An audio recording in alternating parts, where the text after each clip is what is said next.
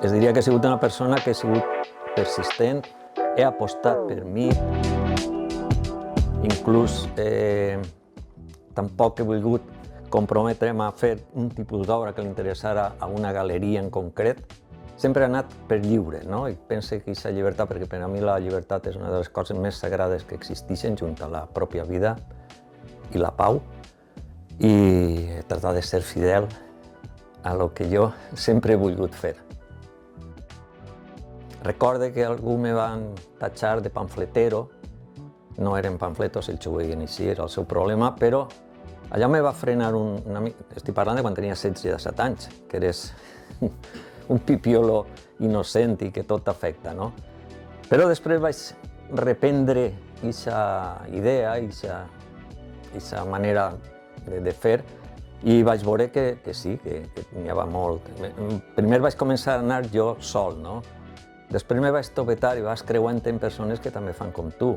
Me vaig creuar amb Vicent Martínez Guzmán, que també en l'any 95 li vaig demanar una exposició que van fer en Almassora i jo vaig voler dedicar-la als drets dels xiquets i ell va vindre a fer-la, va fer la inauguració. A partir d'ahir és quan ja vam creuar les idees. Ahir, aquest dia, va ser concretament, me va parlar dels museus de la pau, tal i com així es va fer després. Pense que el millor està per vindre. I, de fet, està venint. I el millor què és? Pues, el primer, seguir fent obra cada dia, és el meu objectiu prioritari. Perquè de vegades m'han preguntat si arribares a exposar en Nova York, doncs es posaria a Nova York i què? Si aquest és el teu objectiu al final, quan es poses el disc s'ha acabat. El meu objectiu és pintar cada dia el que jo vull, com jo vull, i fer-ho el millor possible. Tornant darrere, quan jo començava en la carpeta a visitar galeries, anava a Madrid, a Barcelona, on fora, en 20 anys, 30 anys, te diuen que tornares quan tingueres més currículum, que eres més jove, això o l'altre, i te descartaven per la malaltia que paties en aquest moment, que era la malaltia de la joventut. Bé, doncs ara s'ha invertit tot. Ara, si no eres jove i no eres emergent, no te menges un torrau, perquè els que tenim més de 60 o 70 anys ja ens han soterrat en vida. De totes maneres, fa poc, en una xerrada que vaig fer en un col·legi, un xiquet me va preguntar, no recordo exactament què m'ha preguntat, però la meva resposta va ser: jo sóc un xiquet disfressat de vell, d'abuelo, de iaio, li vaig dir alguna cosa així.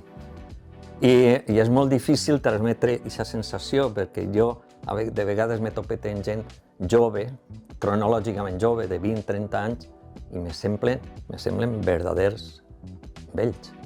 I m'he topet amb gent de 80 i 90 anys que dius, este home o esta dona, com pot ser tan jove a pesar de l'edat que té? I això en l'art, per desgràcia, s'està notant.